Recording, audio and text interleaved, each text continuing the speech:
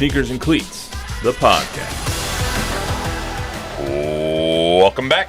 It is August 4th. This is episode 121. This is the Sneakers and Cleats podcast. Remember to download, rate, review, subscribe. Give us a 5-star rating. Tell a friend, tell an enemy. Don Harris. What's up? How was your weekend? Great. My son Grant and his wife Ellie flew into town from Phoenix. Yeah, it was a weird weekend for you where you didn't have to be in here on a Sunday. So Yeah, it was nice. We got to spend some good family time with both my boys and their wives. Very It's nice. always fun. I always have to pick up the check. That was expensive dinner. Where'd you go? That's a dad thing. Went to North Italia at the Rim. Is it good? I've never been there. It's very good. What'd you get? Yeah. I had meatballs and a salad. They have a really good gorgonzola dressing that I love. But the kids always order the most expensive stuff on the menu. You prefer that or paisanos? It's painted. Oh, they're both good. I love paisanos. I like the one at... North Italia has a really good little pizza. Really? Yeah, if you like thin, crispy pizza, really good. There's a place called Albis Vitae, which is like right down the street, which is actually really good. Yeah. Knew nothing about it until I just stopped by and I was like, oh, let's get some eggplant parm. It's phenomenal. Anyway, so Don, you had a good weekend. I had a good weekend. We were here. We were watching a lot of the Olympic stuff. We had a couple San Antonians competing this weekend. So it was Olympics nice to are watch. fun. Olympics are awesome. Simone Biles came in. Or I don't want to spoil anything, but if you're watching us, you're probably not watching the Olympics right now. But Simone Biles just wrapped up her career probably in the gymnastics. Okay, this is. Let me tell you. This is how weird. My best friends in the world, my two college buddies from North Texas. We're obsessed with weird sports stuff, and we had the longest text chain about Simone Biles and the floor exercise.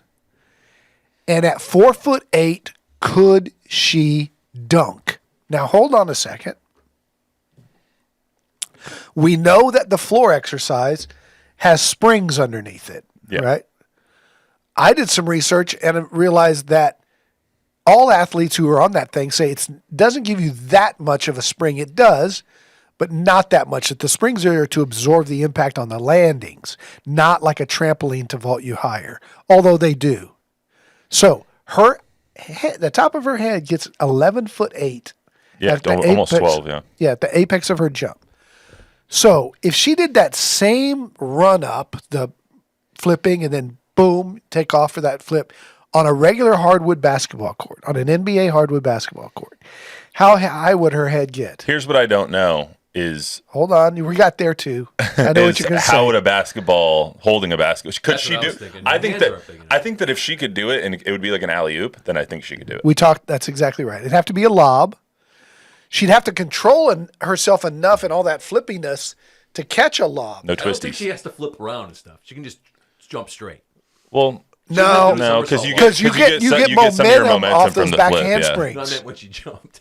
So what we determined was if she could do 3 or 4 back handsprings on a regular hardwood, take off, and somehow catch a lob, that even if she wasn't 11'8" high, even if she was 3 feet lower, like 9. Well, I was gonna say she's only got to get to like 9.5. Her head, because her arms can get over the rim. Okay, well, if her head's 9.5, she can dunk. Yeah, 100%. I think she can. That's dunk. Incredible. Yeah, at 4'8". My favorite thing is that picture with her and Shaq, 7'1" and 4'8". Yeah, and she's like literally to his hip. It's hilarious. Yeah. So we got a lot going on. Spectacular athlete. We're going to talk a little bit about Olympic basketball. The people who are paid to dunk. Wemby is going to be playing Team Canada. That's going to be a tough matchup for him.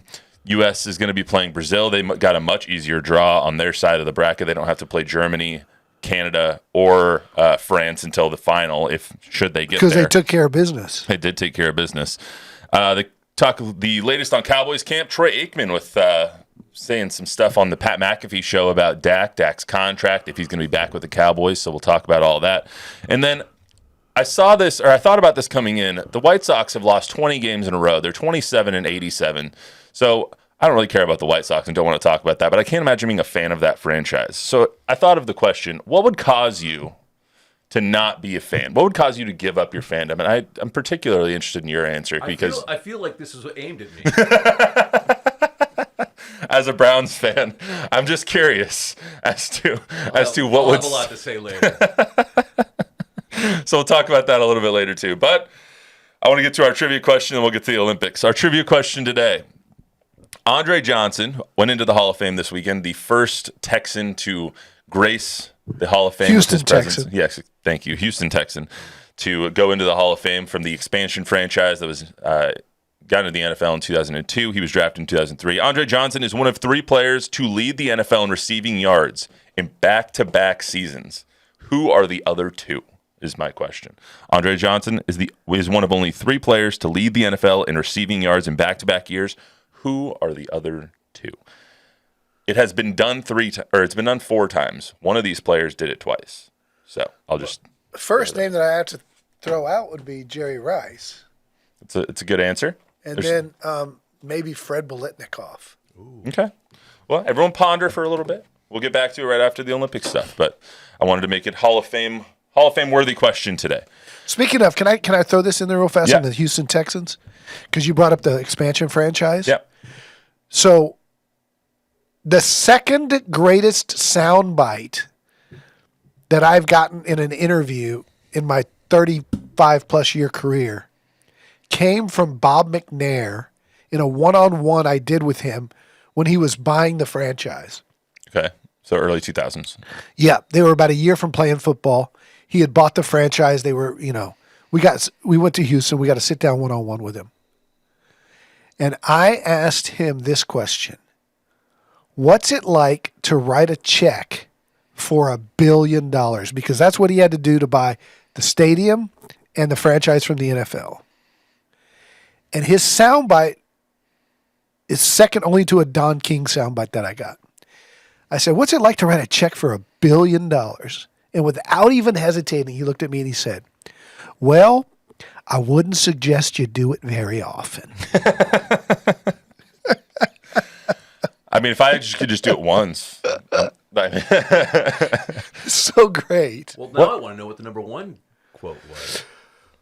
I still have it memorized, I think. It was 1993. Don King was in town for the big opening of the Alamo Dome. The first event in the Alamo Dome, the Julio Cesar Chavez Pernell Whitaker fight. And I don't even know what the question was. But the answer was, it's not Pale Male by Wimma Caprice, not isolation, alienation, or polarization, but friendship, unanimity, and zeal, constricting all negativism to its narrowest form. You really do have that memorized. That's 31 years ago. And I was looking at him like, what does that mean? Yeah. That's the best one? Yeah. It's not isolation, polarization, or alienation, but friendship, unanimity, and zeal, constricting all negativism to its narrowest form. All right, so the Olympics. Don King. Don King. So France lost to Germany pretty handily to kind of fall, and then now they have to play Canada in the quarterfinals. Canada I think, has the second best odds to win the gold medal besides the U.S. Yeah. What did I tell y'all last week about Germany? What did I tell y'all last week about Germany? Moritz Wagner. They're the real deal. Yeah, they are. They're really good, and the Wagner brothers are playing out of their minds. I wouldn't be surprised they won the gold medal. Wagner, you're right. How much pressure do you think Wemby has on himself, on him and the weight of the nation, kind of, because everyone's kind of been anticipating these Olympics as, okay, well, we're going to see France and they're going to compete for gold, and they won gold before, and what's going to happen here? Well, they won gold in the World Championships. Right. I think there's a lot of pressure on him. Maybe. I don't think there should be, and I don't think there really is, because I think Batum and Gobert and the older guys still see him as their little brother who's they're bringing up. Now, he's still the best player on that team, and I think there is pressure on him because there's so much media attention paid to him. But the fact, he's kind of like Anthony Edwards on this Team USA team. It's Kevin Durant, LeBron James's team. And Ant is coming along with them, and they're growing him up. Same thing with France, with Gobert and Batum and those guys. It's just that Wemby's a lot better. Yeah, but I was going to say Anthony Edwards isn't the best player on the team. True, yeah. Wemby's the best player on the team by far. But he's still 20 years old. So I don't think there's as much pressure as maybe people are putting on him. I don't think he feels that pressure, and I don't think his teammates are putting that pressure on him. That was going to be my next question. It's unfair that he's having to bear that load. If he doesn't play well, they don't play very well at all. Like where's Gobert? Well, Gobert shouldn't be on the floor with him.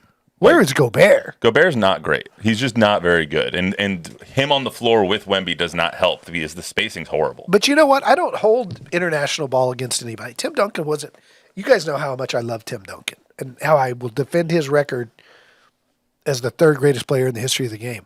But Tim Duncan wasn't a very good FIBA player, and some guys just aren't. Would it be a disappointment, though, to have them lose in the quarterfinals as the home nation? Your only game in France, the other stuff. Not to Canada. I don't know. I don't really think it matters who you lose to. Canada's really good. I mean, Canada's good. I think, to the casual fan who's not looking at it all, yes, all that will be true. Stephen A. Smith, and it'll be a hot topic when they lose, and he'll get trashed and all that for a day or two. Yes, but that doesn't mean that it's accurately that he should be crucified when they lose to Canada. I think if France loses in the quarterfinals, it wouldn't be as big of a disaster. It wouldn't be as big of like a story as the U.S. not winning at all. Like if the U.S.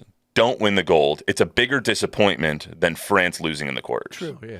That would be my comment on it. Just because the U.S. I feel has the most pressure of anybody. True, always, because that's who should win the gold. This year, I think we all kind of hyped it up in our heads to be a little bit different because you do have such a talented Germany team. You have a talented Canada team. You have a talented French team. The international game has grown so much to where the U.S. is not head and shoulders above everybody anymore. Correct. And so now, why is that so hard for people to comprehend? And it's been that way for, I don't know, since Manu beat them in 2004. Now, they did regroup and come back and win all the Olympics since. Didn't France win in 2004 in Greece? Argentina win the gold that year? Yeah. Huh. Manu. France has never won gold at the Olympics in basketball.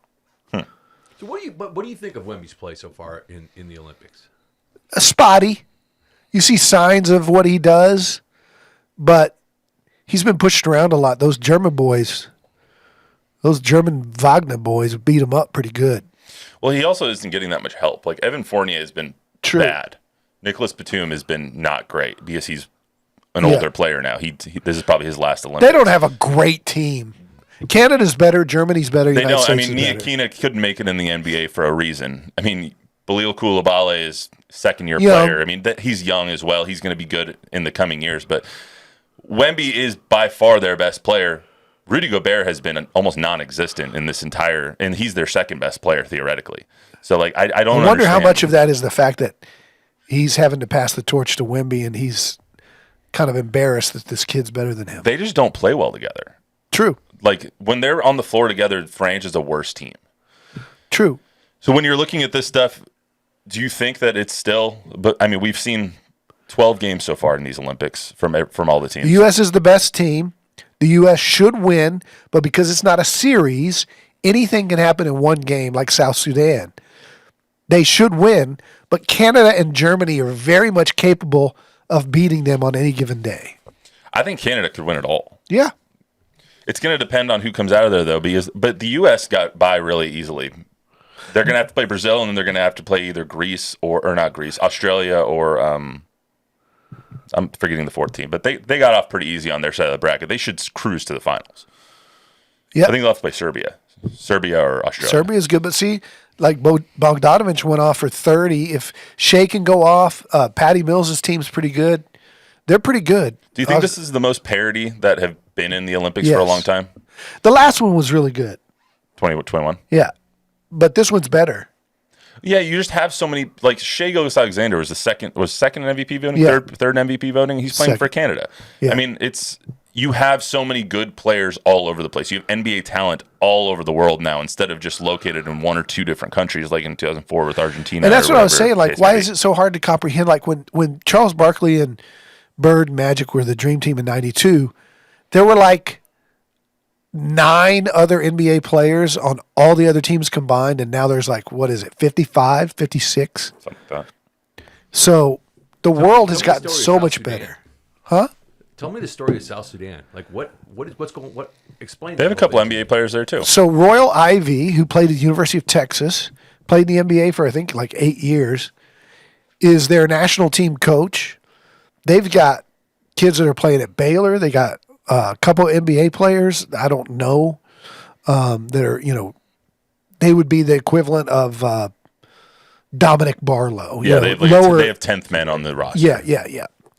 But what I don't know is the story of their country. Like, how long has South Sudan been around? Because the other day I was building a scoreboard and I went in our graphics package, and their flag does not exist in our graphics package. What I read the other day actually is that their whole men's Olympics team, basketball team, is being fronted by Luol Deng. Yeah. Who is a very good NBA player. He made a lot of money in his day, but the whole thing's being paid for by Luol Deng. Yeah. Which I just don't know the logistics behind all of it. So. Yeah, I don't know. When did they split from regular Sudan? The Sudan, yeah.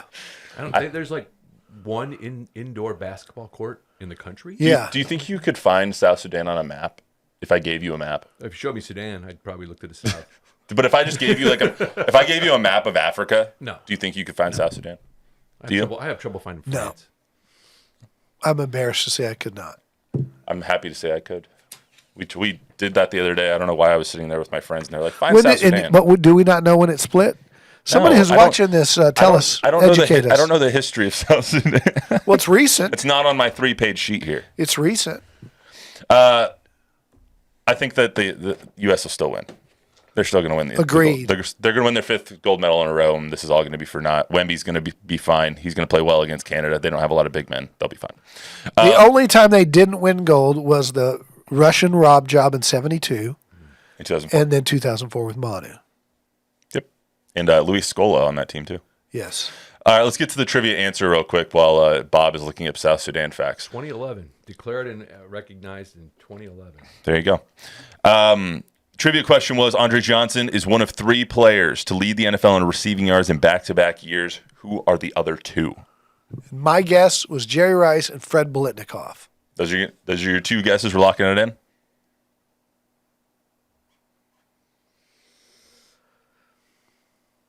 Yes.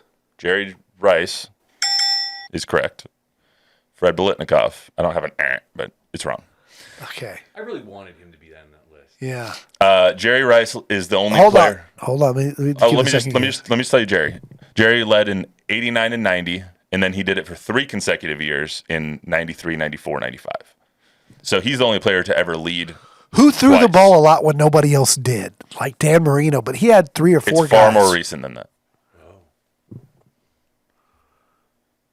It's actually after Andre Johnson did it. Andre Johnson did it in 08, 09. Terrell Owens. Nope. I give up. Moss? Nope. I don't know. Megatron. Yeah. He was the only person that could catch the ball on that team. So Matthew Stafford just kept throwing it to him.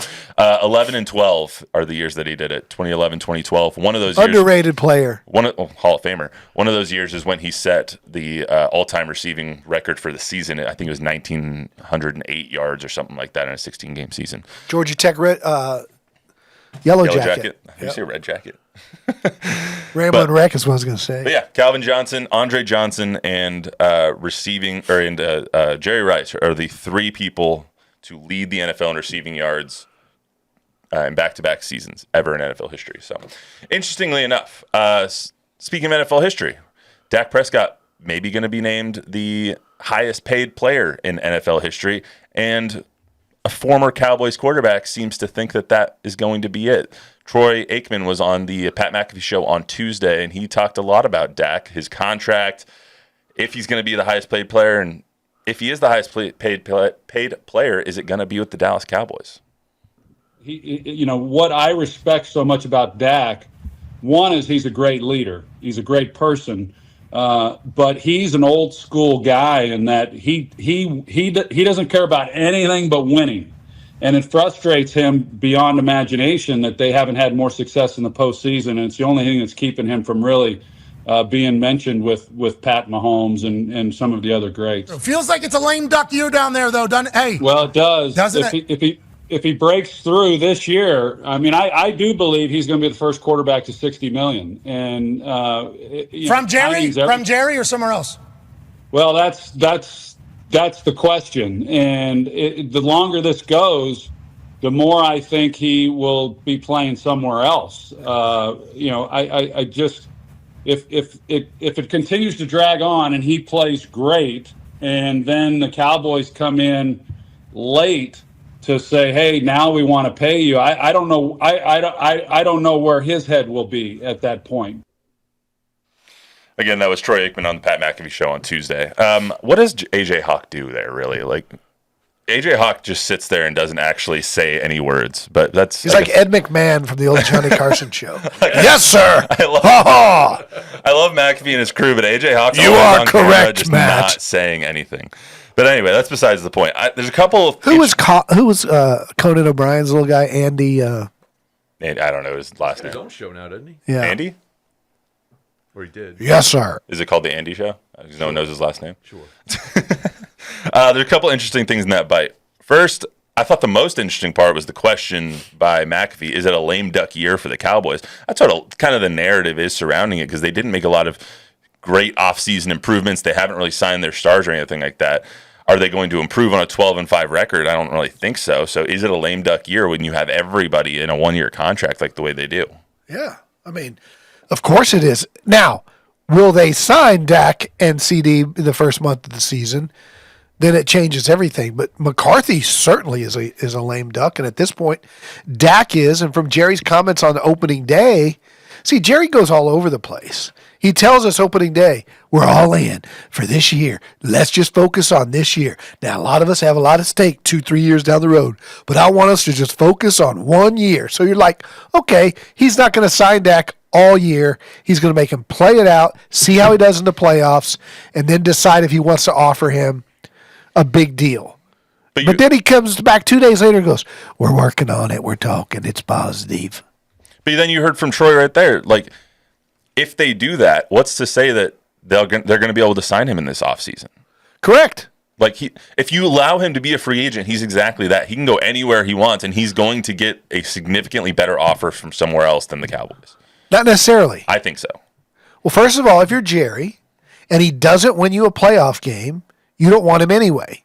Secondly, if he does win you a playoff game and you're prepared to match any offer, 60, whatever, if you're Dak, you're tempted to go somewhere else because this team didn't have faith in you or hung you out to dry or sent you through a lame duck season. But at the end of the day, if you're a quarterback with the star on the helmet, ask Troy Aikman, ask Tony Romo, you're much more valuable after football, ask Tom Brady, in getting one of those $100 million deals to be an analyst. See, I don't buy that. I see that it's happened in the past. Roger Staubach is obviously a billionaire now. Troy is one of the best play-by-play people that you'll have, or analysts, that you'll have. But he's played for them for 9 years. After this year, it'll be 9 years with the star on your helmet. I don't think it matters where you go after that. Like, you'll still have, you were the Cowboys quarterback for 9 seasons before that. Yeah, maybe. And you see, like, Patrick Mahomes is a superstar, maybe because he's the best player in the world, but Patrick Mahomes is a superstar where he is. Lamar Jackson is a superstar in Baltimore. Like, you see Joe Burrow is a superstar in Cincinnati. I don't think you need the star on your helmet right now anymore. Like, I just don't think that's how it goes. It's blasphemy. It's Cowboys blasphemy right there. How so? You don't need the star on your helmet to be a star after football. You don't need to. Tom Brady is, but you have to. Tom Brady's the best quarterback of all time. He's an anomaly. Like, he was going to make $1 billion. But Joe Burrow's not going to be the voice of NFL football. Look at Drew Brees. He could be if he wanted to. No, Drew Brees couldn't. Drew Brees could. They tried to make him. So, some people also don't have that skill set. Yeah, Patrick Mahomes' voice, he has no shot of being in broadcasting. I don't think he wants to. He owns part of the Royals. He's already half a billionaire. Like, yeah, he's got other things going on. If you want to be an analyst, sure, being a Cowboy is great. But I don't think that Dak needs to end his career a Cowboy to have a great career post-football. That's a valid point. I'm not going to argue it. I think that there's a real possibility that he goes somewhere else, especially because of this quote that he said the other day. To paraphrase, he said he has an obligation to, one, his team, his family, and to other people around the league to get the best deal possible. Yeah. So he said, I'm a guy that grew up with 2 older brothers. You understand what a brotherhood means, not only for just this team, but for the fraternity of the NFL and the players. The money is out there, and the money can happen. It can be done. There's ways to make everything work for both sides. That's, in the sense, it's always about pushing the envelope for the next man. Also, I wouldn't be surprised if things escalate both with he and CD now, that the lawsuit, the DirecTV, the NFL Sunday Ticket lawsuit has been thrown out, because I think Jerry was really concerned about that impact on the cap and this financially future. And so now that that's been thrown out, I think Jerry might expedite negotiation. I wouldn't be surprised if CD's signed this week. No, not at all. Dak's just a whole nother beast, because you have to – I don't think anybody has the correct sense, except for Jerry and Steven, of what dollar they're willing to go to. Nobody understands that point. And I'm with Jerry and I'm with Steven, and I don't get this Dak $60 million number. Dak's the 10th best quarterback in the NFL. Why does he have to be the highest paid? According to other NFL players, he's the 16th best player in the NFL, and he's the 5th best quarterback. Okay, then pay him the 5th best quarterback number. Well, that doesn't add up, because Why? Because Trevor Lawrence isn't the 5th best quarterback, and he's the highest paid quarterback in the NFL right now. So why would you overpay a guy who's not that great? Because that's the market value right now. The market value should be he's the 5th best quarterback. What it should be is different than what it is. Okay. I mean, Patrick Mahomes is the best quarterback. He's not being paid the best. But he was when he got that deal. Correct. And now you have Dak, who is next in line. That's how it's going right now. But Dak's not the best player in the NFL right now. But if you want to sign him, you're going to have to sign him to at least $56 million a year, which is the going rate. $56 million a year would make him the highest paid quarterback. I would give him $1 more than Trevor Lawrence got. They're not going to take it. Well, I mean, that's the name of the game. That's building the team. You decide where you're going to put your money. Yeah. Honestly, this is all Deshaun Watson's fault. It is. It's all the Browns' fault, to be honest. Yeah, what were they thinking? And that gets us to the last question. And speaking of the Browns, that gets us to our last question. You got to let me know when you sneeze so I can mute your mic real quick. I turned. So the White Sox have lost 20 straight games. They're 27-87. They could win every game the rest of the season, and they would still be 12 games under 500. I don't know how anybody is still going to the games. I don't know how anybody's still a White Sox fan, but it led me to the question of what would it take for you to not be a fan of your team anymore? Bob, I'm going to ask you first. You are a fan of the Browns. You've been a fan of the Browns your whole life. They moved to Baltimore, and I'm still a fan. Yeah, they moved to Baltimore and didn't want you anymore, and then you still said, no, I'm a fan. Not only, you can't take the name. Yeah. The team's name is ours. You can go, but you can't take the name with you. Look, go ahead. I love it. That's my question. What would it take? There's nothing. There's nothing. There's nothing that Brown sports teams can basically do, or Cleveland sports teams could do. I mean, they could change their name to something stupid like the Guardians, and we'll still be fans. You know, it's a huge sports town. You get like the little babies are dressed up in their Cleveland sports gear from the moment they're born. That's like child abuse. And yeah, it is. And you live it your whole life, and it's what the conversation is in every bar. It's what you talk to when I talk to my dad, the first thing we talk about, not how's the family or anything like that, is we talk about what's it look like the free agents the Browns put it. You know, like it's all that's the first thing we talk about, and the longest thing we talk about. Yeah, that's how it is for everybody. So what's the biggest heartbreak, the drive or the fumble? Oh man, I think the drive was really bad, but the fumble hurt me because I didn't know that Binder fumbled when he went to the end zone. I was jumping up and down, screaming, celebrating the touchdown, and I couldn't tell. It was really loud and everything, and I couldn't tell that he had fumbled. I thought, we had just put the game away or whatever, and I think the drive's better. Then something else. I don't know if you know this, Bob. The very first time I appeared on Channel 4, which was, I think, the fall of '89. But the very first story I did was went to the Cleveland Browns backers watch party. Was that the Galaxy? Tom Deschamps, and I think Tom's gone now. He's probably passed on because it's been 35 years. Was that at a pool hall? No, it was at a little. Yes. Yeah, the Galaxy. It was used to be called the Galaxy Pool Hall. Yeah. And they met over there, and they wore their dog pound noses. Passed the helmet around And every time it was. they were a great group of people.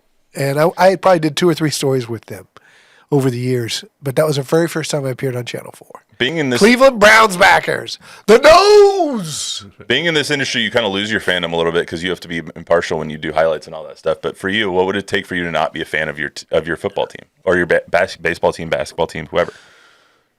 First of all, baseball, White Sox fans, you don't go to a baseball game for win or loss. You go for hot dog and beer. So, because we've had the missions this whole time. Yeah. You don't care if they win. $2 hot dog beer night. It was great. Yeah. Tuesday nights, baby. I grew up here as a hardcore Spurs fan. I named my son Landry after Tom Landry of the Cowboys. So I grew, but I got to say, and I hate to say this out loud, but I've lost my fandom because of the job I'm in, right? So I've had to cover the Cowboys. So I don't root for the Cowboys on Sundays. There's nothing in my gut that like, oh, if it's a big play and it's a playoff game where I'm sweating it like I was when my kids were playing or the Spurs. Mm-hmm. The Spurs I'm still a fan of that way. Like Why I'm do you think it's watching different for the Spurs and for the Cowboys. I don't know. You've covered them more intimately. Like the Spurs are here. They're your hometown team. Yeah.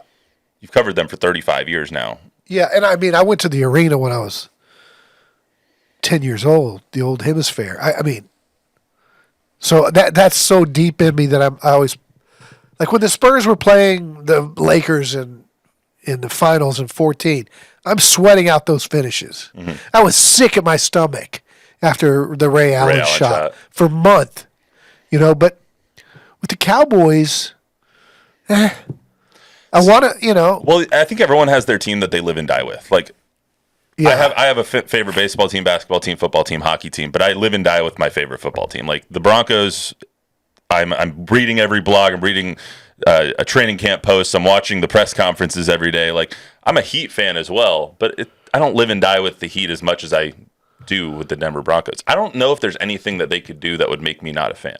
Like they could probably lose for 20 consecutive seasons, which they're well on track to do, and I would probably still be a fan, barring some like O.J. Simpson-like scandal. Even then, I would be like, just kick that guy off. You know what's interesting? I think I've gotten my fandom back recently.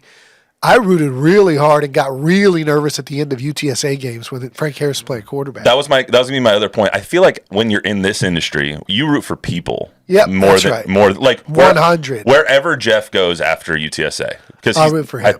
I will always root for Jeff Traylor. And like I said, unless some huge scandal comes on for somebody, then I don't root for that person anymore. You root for people. You root for people more when you know them. Right. Yeah, when you know them. Right. Like we root for.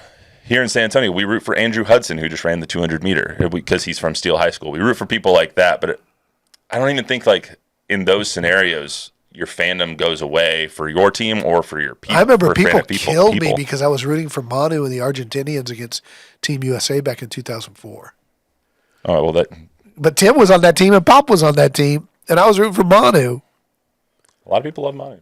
I think the owner is the closest thing. Like Art Modell, we hated Art Modell. Yeah. And like, I don't know if you remember Ted Stepien. Oh, yeah. Like Cavs owner. He was awful. Yeah, well, also awful man. I mean, that's the closest I think you could get is by the owner just like disrespecting the fans. Like Donald Sterling. Donald Sterling. If they didn't get rid of Donald Sterling, I think the Clippers would have lost a lot of fans. Yeah. I mean, they don't. One of their 2 fans that they have. But Ballmer's done a lot of good things to bring them back. So I mean, I get that. I think if the ownership group is bad enough that they could really turn some people off. But all right, I just thought that was a good conversation. So that's all we got for you today on the Sneakers Cleats podcast. Remember, shout out Tom Guerrero. Download, rate, review, subscribe, give us a 5-star rating, tell a friend, tell an enemy. Tom, if you want to tell us your take, let us know. If anyone else has any hot takes or wants to tell me what would cause you to, put your fandom aside, put it in the comments. I'll go respond to a lot of them in the YouTube and Facebook and wherever else we're streaming. I think we're streaming on Instagram as well. So anyway, that's all we got for you today. We'll see you back here on Thursday.